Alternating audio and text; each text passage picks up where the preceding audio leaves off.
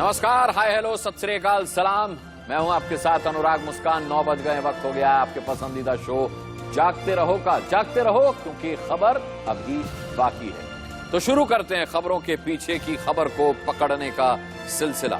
देखिए, यूक्रेन के राष्ट्रपति व्लादिमीर जेलेंस्की ने फेसबुक पोस्ट किया है। उनके फेसबुक पोस्ट से पूरी दुनिया में डर, चिंता और भय और आशंका ने घर कर लिया है, जिसमें उन्होंने लिखा है कि 16 फरवरी को रूस यूक्रेन पर हमला कर सकता है, यानी अब से थोड़ी देर के बाद। उस पर अमेरिका को भी लगता है कि रूस का कोई भरोसा नहीं। तो क्या वर्ल्ड वॉर के काउंटडाउन की शुरुआत इसे मान लिया जाए? बताएंगे आपको, आप मत डरिए। आम भारतीय को लगता है कि पुतिन और जेलेंस्की की जंग से भारत को क्या लेना है, लेकिन ऐसा नहीं है। भारत के सामने एक नहीं हजारों सवाल हैं, सैकड़ों चिंताएं भी। देखिए, अगर युद्ध की नौबत आई तो भारत किसके साथ होगा? भारत अमेरिका और रूस में से किसे चुनेगा? भारत के बाजार और कारोबार पर इसका कितना असर पड़ेगा? ऐसे तमाम सवालों के चलते ये मामला जो है वो भारत के लिए सबसे पेचीदा हो सकता है, बल्कि हो गया है। आगे बढ़ेंगे और बात करेंगे चारा घोटाले के 5वें मामले में भी दोषी लालू प्रसाद यादव दोषी पाए गए हैं। देश की राजनीति को बदलने वाले लालू प्रसाद यादव आखिर किस गुनाह की सजा पा रहे हैं? जिंदगी के किस मोड़ पर, कहां उनसे सियासी चूक हो गई, वो खुद को इस मामले से बचा नहीं पाए? ये भी एक बहुत दिलचस्प किस्सा है। आज की रात लालू किसके बारे में सोच रहे होंगे, ये भी बताएंगे आपको। फिर आगे बढ़ेंगे और हिजाब की बात करेंगे। हिजाब मामले में हाई कोर्ट ने आज भी सुनवाई का दौर चला। मामले को जो है कल तक के लिए टाल दिया गया, लेकिन आज इस मामले में दक्षिण अफ्रीका की एंट्री हो गई। भारत के हिजाब मामले में दक्षिण अफ्रीका से क्या है कनेक्शन इसका, ये भी आपको बताएंगे। सिलसिलेवार ये तमाम खबरें एक एक करके आपके सामने रखेंगे, लेकिन सबसे पहले सबसे अहम खबर का जिक्र करते हैं। कयामत के सायरन की बात सबसे पहले करते हैं।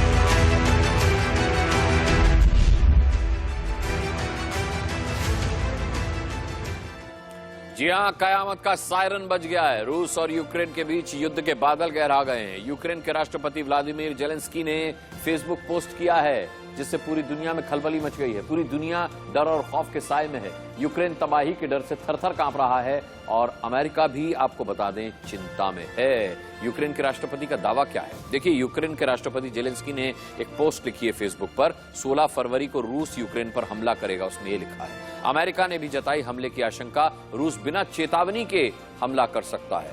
शांति प्रयासों में जुटे हैं जर्मनी के चांसलर के कहीं ये हमला टाल सके वो। तो वहीं अमेरिका में पेंटागन के प्रवक्ता ने कहा है कि अमेरिका अब भी नहीं मानता कि व्लादिमीर पुतिन ने आक्रमण करने का फैसला किया है, लेकिन संभव है वो बिना किसी चेतावनी के आगे बढ़ जाएं, हमला कर दें। यानी अमेरिका भी अब आशंका जाहिर कर रहा है। वहीं अमेरिका के राष्ट्रपति ने कहा है कि अगर रूस यूक्रेन पर आक्रमण करता है तो हमारे सहयोगी और भागीदार रूस और रूसी अर्थव्यवस्था पर प्रतिबंध लगाने के लिए तैयार हैं। ये साफ तौर पर राष्ट्रपति अमेरिका के जो हैं वो कह चुके हैं। उधर यूक्रेन की सीमा पर 1,30,000 से ज्यादा सैनिक तैनात हो गए।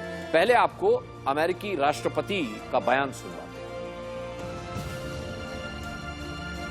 Accountable if it invades, and it depends on what it does. It's one thing if it's a minor incursion and then we end up having a fight about what to do and not do, etc. But if they actually do what they're capable of doing with the force amassed on the border, it is going to be a disaster for Russia if they further invade Ukraine, and that our allies and partners are ready to impose severe cost and significant harm on Russia and the Russian economy. हाँ, तो मैं आपको ये बता रहा था कि उधर यूक्रेन की सीमा पर 1,30,000 से ज्यादा सैनिक तैनात हो गए। इनमें से 1.25 लाख जवान जो हैं वो सेना और 18,000 जवान नौसेना और वायुसेना के हैं। साथ ही रूस ने टैंक, भारी हथियार और मिसाइलें भी तैनात कर दी हैं। अब रिपोर्ट की बात करें तो रिपोर्ट के मुताबिक रूस ने यूक्रेन को तीनों तरफ से घेर लिया है। इनमें दक्षिण में क्रीमिया और उत्तर में बेलारूस की ओर से घेरा गया उसे। इस बीच अमेरिका ने चेतावनी दी है कि 16 फरवरी को यूक्रेन पर हमला हो सकता है। अमेरिका और यूरोपीय देशों की ओर से रूस पर प्रतिबंध लगाने की चेतावनी दी गई है। हालांकि रूस पर इसका कोई असर पड़ता हुआ दिखाई नहीं दे रहा है। कोशिशें जारी हैं कि यह हमला रोका जा सके। आइए अब आपको नेटो के महासचिव की धमकी सुना देते हैं, जिन्होंने रूस को हद में रहने की सलाह दी।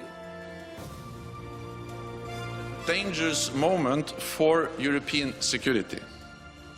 The number of Russian forces is going up. The warning time for a possible attack is going down. NATO is not a threat to Russia, but we must be prepared for the worst, while remaining strongly committed to finding a political solution. The military adaptation sends a clear signal that Russia has a choice. They can either choose a diplomatic solution, and we are ready to sit down, but if they choose confrontation, they will pay a high price. अब आपको बताते हैं कि Ukraine और रूस के बीच विवाद आखिर क्यों हो गया। भाई सबको जानना चाहते हैं कि भाई हमले की नौबत कैसे आ गई। देखिए आपको बता दें, यूक्रेन जो है वो नाटो में शामिल होना चाहता है। यूक्रेन की नाटो वाली जिद से रूस जो है वो बेहद नाराज है। 1991 तक सोवियत संघ का सदस्य था यूक्रेन। फिर क्या हुआ, 2013 में रूस और यूक्रेन के बीच टकराव शुरू हुआ। रूस ने दक्षिण यूक्रेन के क्रीमिया पर कब्जा कर लिया। रूस ने यूक्रेन के अलगाववादियों का समर्थन भी करना शुरू कर दिया और किया भी। अलगाववादियों और यूक्रेन के बीच संघर्ष भी हुआ। इसके लिए रूस को जिम्मेदार माना जाता है। शांति कराने के लिए पश्चिमी देशों ने पहल भी की। 2015 में समझौता हुआ और संघर्ष विराम हो गया। तो यहां से ये जो टकराव की नौबत है, ये वैसे मैदान पर तो खत्म हो गई, लेकिन वैचारिक तौर पर ये टकराव चलता रहा। नाटो के सचिव जस्टिन स्टोल्टेनबर्ग ने धमकी दी है। रूस के विदेश मंत्री ने भी इस पर पलटवार किया है और बोला है कि ऐसा हुआ तो ये एक खतरनाक खेल होगा।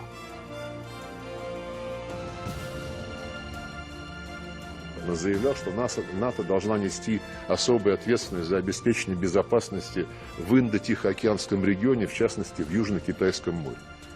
Если НАТО назначит себе еще и эту линию обороны, вы тоже будете настаивать на том, что это право всех стран двигаться туда, куда захочет НАТО. Это опасно. आइए अब आपको मैप के जरिए समझाते हैं कि रूस ने कैसे यूक्रेन को चारों तरफ से घेर लिया है। और इसे समझने के लिए सीधे चलते हैं मेरे सहयोगी राशिद हाशमी के पास।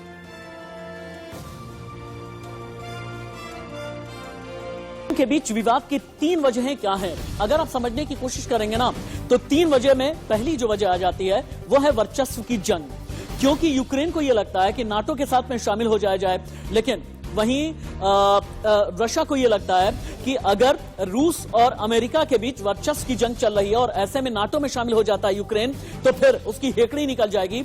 यह लगता है रशिया को। लेकिन अमेरिका को भी यह लगता है कि नाटो में शामिल करा करके रशिया पर दबाव बनाया जाएगा। लेकिन वहीं एक क्रीमिया एक ऐसा इलाका है जिस पर 2013-2014 से रशिया ने कर लिया है कब्जा, और यही यूक्रेन के लिए यही सबसे बड़ा नाक में दम करने वाला सवाल है। और यूक्रेन को यही बार बार नागवार गुजरता है कि उसके इलाके यानी क्रीमिया पर पिछले 8 साल से 9 साल से क्यों कब्जा जमाए बैठा हुआ है रशिया। किस तरीके से यूक्रेन को घेरा गया है, अब आप ये देखें। तीन तरफ से कैसे यूक्रेन घिरा हुआ है और यूक्रेन को डिफेंड करने के लिए कैसे नाटो की फौजें कहां पर डिप्लॉय की गई हैं। अब आप एक एक करके अगर आप ये देखेंगे तो समझ पाएंगे। अगर मैं यहां से शुरुआत करता हूं, ये आपको रशिया यानी रूस नजर आ रहा है। ये रशिया की राजधानी मॉस्को है। फिर आप नीचे आ जाते हैं जिस क्रीमिया की मैं बात कर रहा था, जहां पर 2013-2014 से कब्जा जमाए बैठा है रूस, ये है क्रीमिया। और फिर इधर आप आ जाते हैं तो ये बेलारूस है।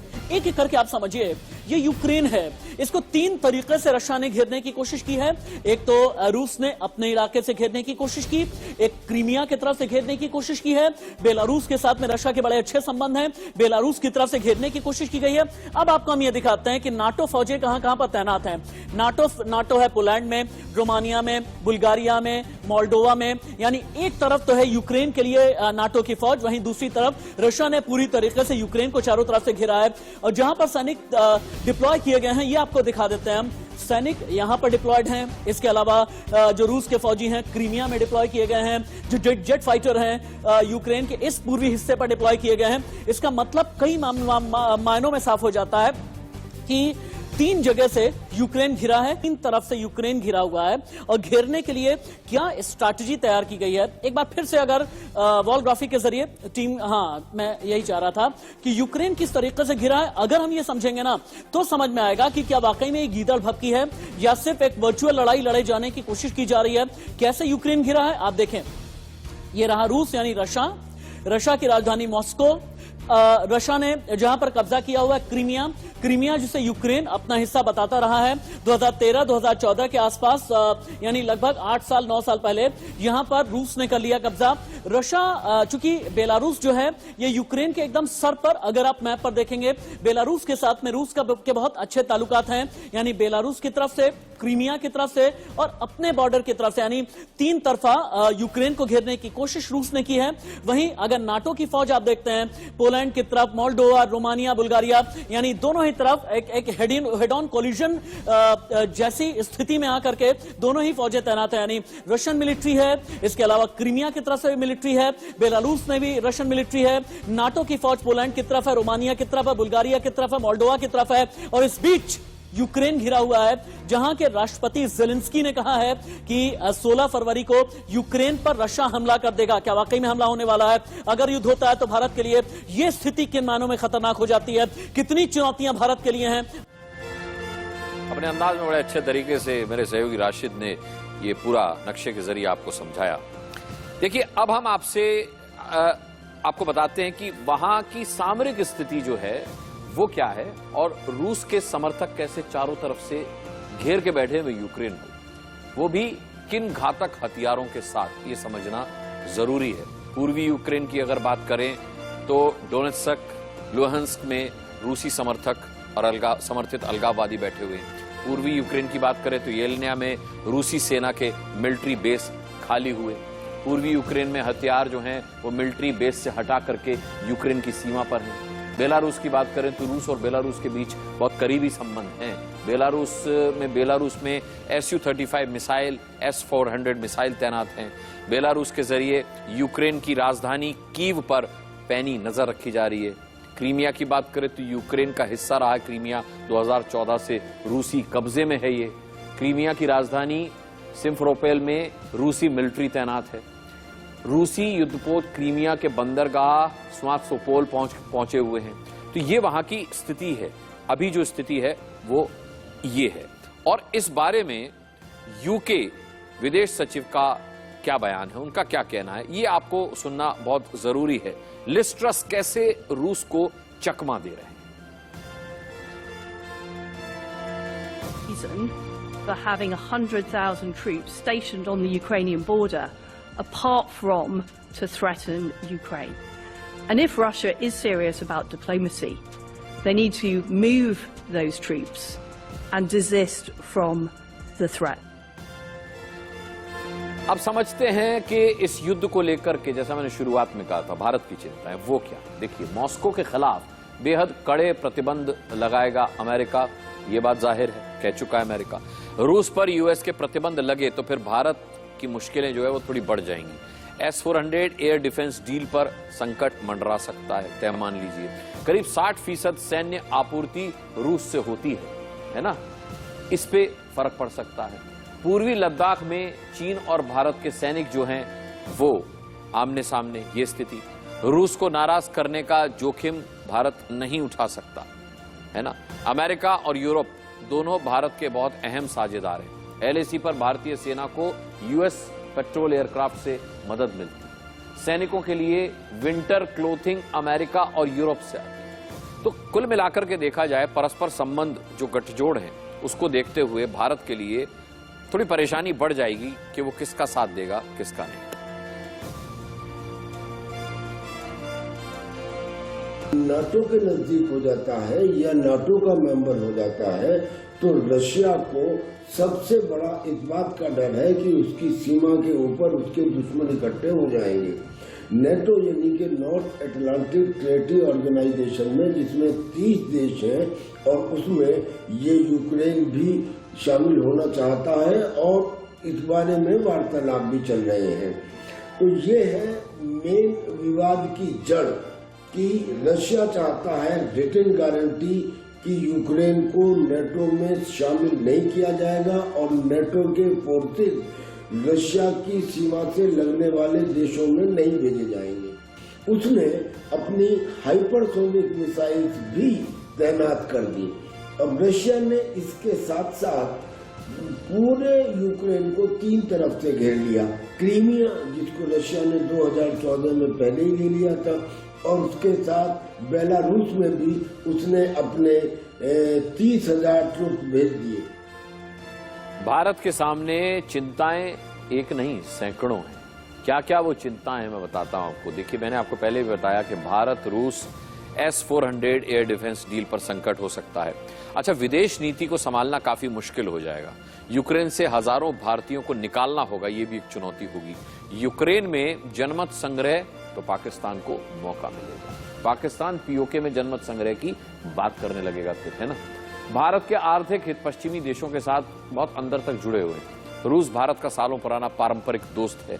अमेरिका क्वाड के जरिए चीन को घेर रहा है। रूस या अमेरिका के साथ पर फैसला करना होगा कि रूस का साथ दें या अमेरिका का साथ दें। यूक्रेन में 20,000 भारतीय ऐसे हैं जिनकी जान फंसी हुई है। जैसे मैंने कहा कि वहां से भारतीयों को निकालना एक बहुत बड़ी चुनौती होगी, तो संख्या भी बता देते हैं कि 20,000 की संख्या में वहां भारतीय जो हैं वो फंसे। अगर युद्ध की स्थिति आती है तो वो उनको वहां से सुरक्षित निकालना चुनौतीपूर्ण होगा। रशिया ऐसी हरकत करेगी ये देखना है, लेकिन अगर ऐसा हुआ, देखिए गैस पाइपलाइन भी है जर्मनी और रशिया के बीच में। अब इसमें फायदा मैं आपको एक, ठीक है, खैर वो सब छोड़िए, मुद्दे पे आते हैं। मुद्दे पे भाई देखिए, जो डिप्लॉयमेंट है रशिया की यूक्रेन बॉर्डर पे, वो तो कुछ नहीं है उसके मुकाबले जो चाइना हमारे साथ कर रही है। भाई जो लाइन ऑफ एक्चुअल कंट्रोल है 3,488 किलोमीटर का स्ट्रेच जो है, वहां पे जो चाइना की जो डिप्लॉयमेंट है वो तो कुछ नहीं है इसके मुकाबले। उसके बारे में तो कोई बात नहीं कर रहा। पूरा अटेंशन यहाँ पे जा रहा है रशिया यूक्रेन की तरफ। अब मैं आपको बता दूं कि इसका अल्टीमेट लॉन्ग रन में मेरा ऐसा मानना है कि इसमें फायदा किसका होएगा?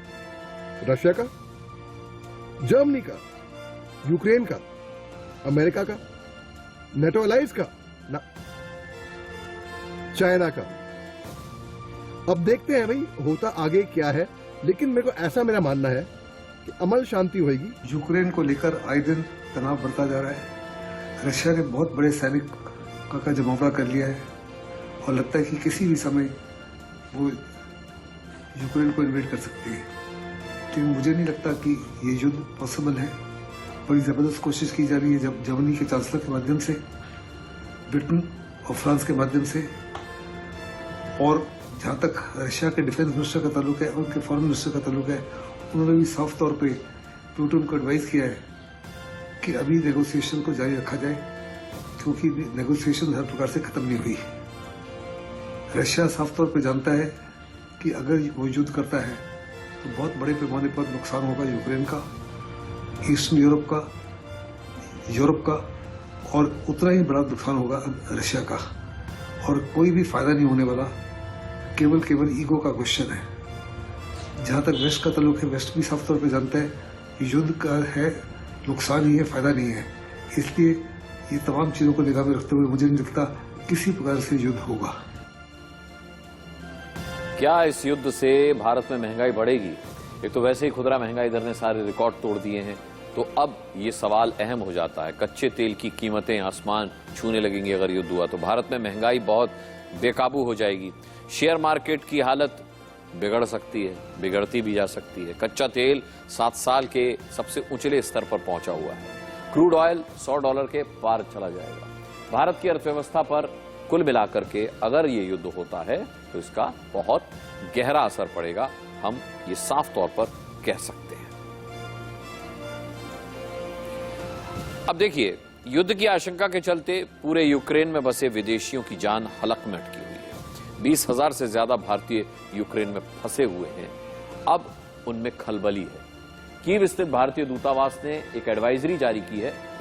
भारतीय दूतावास ने छात्रों और नागरिकों को सलाह दी है जिनकी यहां जरूरत नहीं है वो यूक्रेन छोड़ दें। भारतीय नागरिक गैर जरूरी कारणों से यूक्रेन की यात्रा से बचें। दूतावास को यूक्रेन में अपनी स्थिति के बारे में जानकारी देते रहें।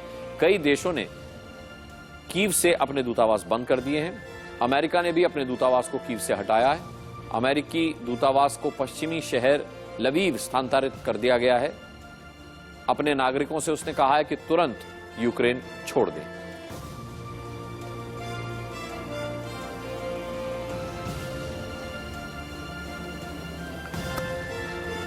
रूस और यूक्रेन के संबंध पर हमारी पैनी नजर बनी रहेगी। इससे जुड़ी खबर और खबर के पीछे की खबर आपको बताते रहेंगे, क्योंकि खबर अभी बाकी है, इसीलिए जागते रहो। एक छोटा सा ब्रेक लेकर आ रहे हैं, फिर बताते हैं बाकी की खबरें।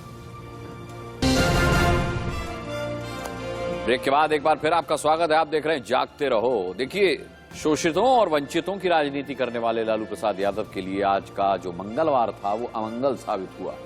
लालू यादव दोषी करार दिए गए हैं। चारा घोटाले के डोरंडा केस में भी दोषी। 21 फरवरी को सजा का ऐलान होगा इस मामले में। रांची की सीबीआई स्पेशल कोर्ट का ये फैसला था। आपको बता दें 99 आरोपियों में से 24 को बरी किया गया है। 36 दोषियों को 3 साल की सजा हुई है। लालू को फिर से कस्टडी में ले लिया गया है। लालू यादव को रिम्स भेजा गया है। तो सबको कोर्ट के फैसले को, आदेश को जो है पालन करना ही चाहिए।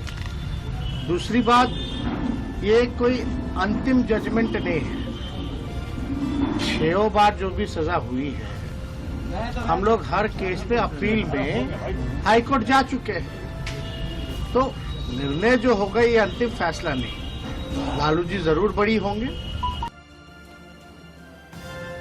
तो आपने लालू यादव के बेटे तेजस्वी यादव को सुना। वो भले ही ये कह रहे हो कि ये अंतिम फैसला नहीं है, लेकिन कोर्ट ने तो कह दिया है। क्या कह दिया कोर्ट ने? कोर्ट ने कह दिया है कि चारा घोटाले के डोरंडा केस में भी लालू दोषी करार दिए गए हैं। 21 फरवरी को सजा का ऐलान होगा। रांची की सीबीआई स्पेशल कोर्ट ने फैसला सुनाया है। यहां 99 आरोपियों में से 24 को बरी कर दिया गया है। 36 दोषी हैं जिन्हें 3 साल की सजा हुई है और लालू यादव को फिर से कस्टडी में ले लिया गया है। रिम्स उन्हें भेज दिया गया है। क्या लालू प्रसाद यादव को कहाँ, क्या जेल जाना होगा या फिर नहीं? जेल जाना होगा। हम लोग ने दरखास्त दिया है कि इनकी तबीयत ठीक नहीं है, उनको रिम्स में शिफ्ट कर दिया जाए। जेल अथॉरिटी को डायरेक्शन दिया जाए। तो 2 बजे बोले कि हम आते हैं, तो बैठ के उसमें ऑर्डर कर देंगे। 2 बजे बाद क्या हुआ प्रभा जी? आज 24 आदमी का रिहाई हुआ और 38 आदमी का 3 साल की सजा हुई है। और बाकी का पॉइंट ऑफ सेंटेंस पर जो है आपका 21 तारीख को सुनवाई होगा। आइए अब आपको बताते हैं कि क्या है चारा घोटाला और बताते हैं कि वो इसके पहले के 4 मामले कौन से हैं जिनमें लालू यादव दोषी करार दिए गए। पूरा घोटाला जो है वो कुल 950 करोड़ रुपए का था, है ना। चाईबासा कोषागार से 37.7 करोड़ की अवैध निकासी का मामला, देवघर कोषागार से 84.5 लाख की अवैध निकासी का मामला, चाईबासा कोषागार से 30 करोड़ की अवैध निकासी और दुमका कोषागार से 3.13 करोड़ की अवैध निकासी। डोरंडा कोषागार जिसमें आज फैसला आया उसमें 139.5 करोड़ रुपए की अवैध निकासी का ये मामला है। तो आज जो फैसला सामने आया वो 139.5 करोड़ रुपए की निकासी का मामला सामने आया। टोटल हुआ 20 और बाकी 36 लोगों को, 2 पॉलिटिशियन सहित 36 लोगों को 3 साल की सजा सुनाई गई। 3 साल की उसमें लालू जी को कन्विक्ट किया गया जी। क्वांटम ऑफ पनिशमेंट अभी नहीं, क्वांटम ऑफ पनिशमेंट अभी नहीं सुना। 20 लोगों में कोई बड़ा नाम है? 20 लोगों में पॉलिटिशियन में ध्रुव भगत और जगदीश शर्मा का। जगदीश शर्मा जी। 20 लोगों में सर जो एक्विट हुए हैं नहीं, 3 साल वाले में। 3 साल वाले। 3 साल में जो बड़ा नाम है उनका। एक्विटल वाले में बड़ा नाम कोई नहीं। एक्विटल वाले में जो है कुछ सप्लायर्स है। लालू को दोषी करार दिए जाने के बाद विपक्ष किस तरह से हमलावर हो गया है, अब ये भी सुन लीजिए। बिहार को लूटा, उनको सजा हो रही है और ये मामला 139 करोड़ रुपए का था उस जमाने का। 139 करोड़ आज अगर उसको आंका जाए तो 765 करोड़ रुपया उसकी कीमत होगी। यानी आज के हिसाब से 765 करोड़ रुपए की अवैध निकासी ट्रेजरी से हो गई और मुख्यमंत्री भी थे, वित्त मंत्री भी थे। तो तो इनकी पूरी मिली भगत थी सारे मामले के अंदर, और इसलिए जो भी कुछ हुआ है ये स्वागत योग्य है। और एक मैसेज है समाज के अंदर कि जो लोग गरीबों को लूटने का काम करेंगे, पद पे रहते हुए जो लोग खजाने को लूटने का काम करेंगे, उनको सजा मिलेगी। तो जैसी करनी वैसी भरनी, जैसा किया वैसा वो भर रहे हैं। जैसी करनी वैसी भरनी। लालू यादव ने अपने रिजीम में निष्कंटक होके जिस तरह से कुकर्म किए, उसका प्रतिफल उनको मिला। पहला चीज तो उनका दोष है कि बिहार के आर्थिक स्थिति से धरातल जमीन में गाड़ दिए। दूसरा चीज सामाजिक स्तर पर भी बिहार को छत विछत कर दिए। जात पात ऊंच नात हिंदू मुसलमान सब जोड़ घटाव करके उन्होंने समाप्त कर दिया। और उसके साथ साथ जो फाइनेंशियल नुकसान हुआ उसका ये परिणाम है। और अब लालू जी की राजनीतिक कैरियर तो समाप्त पहले भी हो गई थी, अब वो लगता है कि आरजेडी को भी ले डूबेंगे उनके बिहेवियर से। अब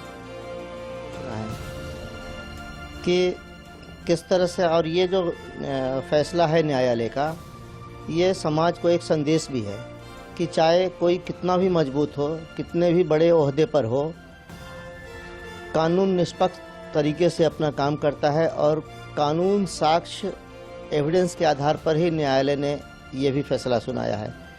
इसलिए प्रतिक्रिया में चाहे कोई कुछ भी कहे, लेकिन इन बातों में कोई दम नहीं है।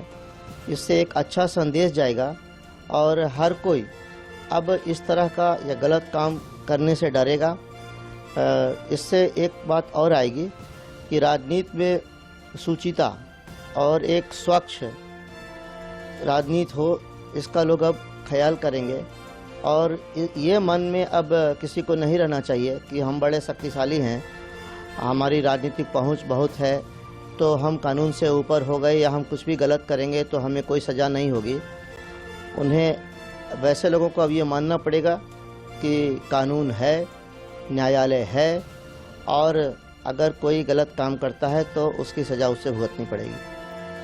लालू यादव को सजा और राहत के बारे में वकीलों का क्या कहना है, ये भी जान लेते हैं, क्योंकि पिछली सजा के दौरान लालू यादव रिम्स में लगभग 2 साल 2 महीने तक रहे और पिछले साल जनवरी 2021 में रिम्स से एम्स रेफर किए गए थे। क्वांटम ऑफ सेंटेंस कब सुनाया जा रहा है? 21 तारीख को, 21 को। हाँ। तो इस बीच में he will be taken into custody. Yes yes. हाँ हाँ। तो क्या कोर्ट कुछ रिलीफ वगैरह भी बोला है कि हम देंगे? वो बोले हैं कि क्वेश्चन ऑफ सेंटेंस के बाद, क्वांटम ऑफ सेंटेंस के बाद, हाँ, क्वेश्चन ऑफ सेंटेंस पर सुनेंगे। हाँ। तो हम 3 साल भी दे सकते हैं किसी को। अच्छा। ऐसा नहीं कि कोई ज्यादा हो गया, सो नहीं। अच्छा। 3 साल भी दे सकते हैं और हम ज्यादा भी दे सकते हैं। ओके साहब, फिर से एक बार बता दीजिए क्या हुआ आज कोर्ट में? आज 24 तारीख 24 आदमी को रिहा किया। अच्छा, ठीक है। 35 आदमी को 3 बरस सजा और फाइन, ₹1,00,000, ₹2,00,000, 50,000, 20,000 ऐसा हो। और क्या पूछना? और लालू जी के मामले में क्या होगा? उनका सेंटेंस 21 तारीख को सुना जाएगा, क्वेश्चन ऑफ सेंटेंस। और उन्होंने कहा है कि क्वेश्चन ऑफ सेंटेंस सुनने के समय हम किसी को 3 साल भी दे सकते हैं। ठीक है। 3 साल के ऊपर मिलेगा तो फिर क्या? तो फिर वो ऑप्शन है, जमानत दे भी सकता है, नहीं भी दे सकता। 15 साल तक बिहार के मुख्यमंत्री लालू प्रसाद यादव की राजनीति की यात्रा के बाद जेल यात्रा पर एक नजर डाल लेते हैं। चारा घोटाला केस 29 जुलाई 1997 को पुलिस ने गिरफ्तार किया था लालू यादव को। 30 जुलाई को लालू ने सरेंडर कर दिया था। 25 जुलाई को राबड़ी देवी को मुख्यमंत्री बना दिया था। लालू यादव दूसरी बार 28 अक्टूबर 1998 को जेल गए। आपको बता दें 73 दिन के बाद लालू यादव बाहर निकले थे। लालू यादव तीसरी बार 5 अप्रैल 2020 को जेल गए। 11 दिन बाद उन्हें जमानत मिल गई थी। लालू यादव चौथी बार 28 नवंबर 2020 को जेल गए। जेल में सिर्फ 1 दिन वो रहे। 3 अक्टूबर 2013 में चारा घोटाले में वो दोषी करार दिए और 70 दिन तक वो जेल में रहे। 23 दिसंबर 2017 चारा घोटाले के एक और मामले में जेल गए। 4 साल के बाद 17 अप्रैल 2021 को वो बाहर निकले। 15 फरवरी 2022 यानी आज चारा घोटाले में लालू यादव दोषी करार दिए गए। डोरंडा केस में लालू दोषी करार दिए गए। 5वें केस में भी लालू पर दोष साबित हुआ। लालू यादव आज जिंदगी की इस मुश्किल घड़ी में पूर्व प्रधानमंत्री एचडी देवेगौड़ा को शिद्दत से याद कर रहे होंगे। जी हां, लालू की इस मुसीबत का देवेगौड़ा से क्या कनेक्शन है, ये किस्सा सुना रहे हैं हमारे मैनेजिंग एडिटर राणा यशवंत। सुनिए। 1999 में लालू प्रसाद यादव जनता दल के अध्यक्ष हुआ करते थे और देवेगौड़ा को प्रधानमंत्री बनवाने में उनकी बहुत बड़ी भूमिका मानी जाती है। 1997 में जब लालू प्रसाद यादव बिहार के मुख्यमंत्री थे और चारा घोटाले में फंस गए तो ये उम्मीद कर रहे थे कि देवेगौड़ा उनकी मदद करेंगे, लेकिन प्रधानमंत्री की तरफ से ऐसी कोई मदद मिलती हुई इनको दिखी नहीं। तो प्रधानमंत्री से मिलने के लिए प्रधानमंत्री आवास पहुंचे। 7 रेस्कोर्स में जाकर के उन्होंने देवेगौड़ा से कहा कि क्या देवेगौड़ा जी, आपको मैंने प्रधानमंत्री इसलिए बनवाया कि आप मेरे खिलाफ केस बनवाएं, आपसे तो मैं मदद की उम्मीद कर रहा था। तो देवेगौड़ा ने कहा कि मैं प्रधानमंत्री हूं और ये सीबीआई एक संस्था है, ये सरकार है, जनता दल नहीं है जिसको आप भैंस की तरह हाँकते हैं। यह बात पत्रकार संकर्षण ठाकुर की किताब में है। लालू प्रसाद यादव देवेगौड़ा के इस व्यवहार से बहुत आहत हुए थे, लेकिन भारत के प्रधानमंत्री ने देश के मुख्यमंत्री को जो भ्रष्टाचार के मामले में फंसा हुआ था अपनी तरफ से साफ साफ मैसेज दिया था। राकेश सिंह हमारे साथ इस वक्त जुड़ रहे हैं, हमारे संवाददाता। राकेश, 5वें मामले में भी चारा घोटाले से जुड़े लालू दोषी करार, अब कितनी बड़ी मुसीबत हो सकती है उनके लिए? इससे पहले के मामले तो हम देख चुके हैं, सजा भी वो काट चुके हैं। देखिए अनुराग, लालू यादव 9.5 माह से जमानत पर थे और चारा घोटाले के 5वें मामले में सीबीआई कोर्ट ने दोषी करार दिया है। अब उन्हें 21 फरवरी की तिथि निर्धारित की गई है, जो कि सजा का ऐलान किया जाएगा। और सूत्रों की माने तो सजा के बिंदु पर सुनवाई वीडियो कॉन्फ्रेंसिंग के जरिए होगी और सजा इस मामले में अगर लालू प्रसाद यादव 3.5 साल से लेकर 14 साल तक की सजा सुनाई जा सकती है। तो जहां तक राजद की बात है अनुराग, तो मैं एक वाकया आपसे शेयर करना चाहूंगा कि लालू प्रसाद यादव जब यहां से दिल्ली से पटना के लिए निकले थे तो दिल्ली में राजद के राष्ट्रीय अध्यक्ष पद को लेकर काफी विवाद चल रहा था। उनसे सीधे तौर पर पूछा गया कि क्या तेजस्वी राष्ट्रीय जनता दल के राष्ट्रीय अध्यक्ष होंगे, तो उन्होंने कहा कि आप जो है दोनों भाइयों में फुट मत डालिए। तो ये कहीं न कहीं राष्ट्रीय जनता दल के लिए भी अभी संकट की घड़ी है, क्योंकि लालू प्रसाद यादव अब 21 तारीख को अब उनका सजा का कितना सजा सुनाई जाएगी, और अगर ज्यादा सजा सुनाई जाती है यानी 3.5 साल से ज्यादा अगर 10 साल के भी, तो ऐसे में राजद के लिए मुश्किलें एक बड़ी साबित होगी। चलिए राकेश, इस मामले पर नजर बनाए रखिएगा, अपडेट आपसे लेते रहेंगे। फिलहाल जानकारी के लिए आपका बहुत बहुत शुक्रिया राकेश सिंह, जो जानकारी दे रहे थे लालू यादव पर जो आज फैसला आया है उसको लेकर के। बहरहाल क्योंकि खबर अभी बाकी है इसीलिए जागते रहो, लेकिन जागते रहो कि आज के एडिशन में इतना ही। अब खबर और खबरों के पीछे की खबर लेकर कल रात 9 बजे फिर से हाजिर हो जाऊंगा, लेकिन तब तक के लिए अपना बहुत बहुत ख्याल रखिएगा। इसी उम्मीद के साथ आज के लिए इजाजत दीजिए। शुभ रात्रि, नमस्कार।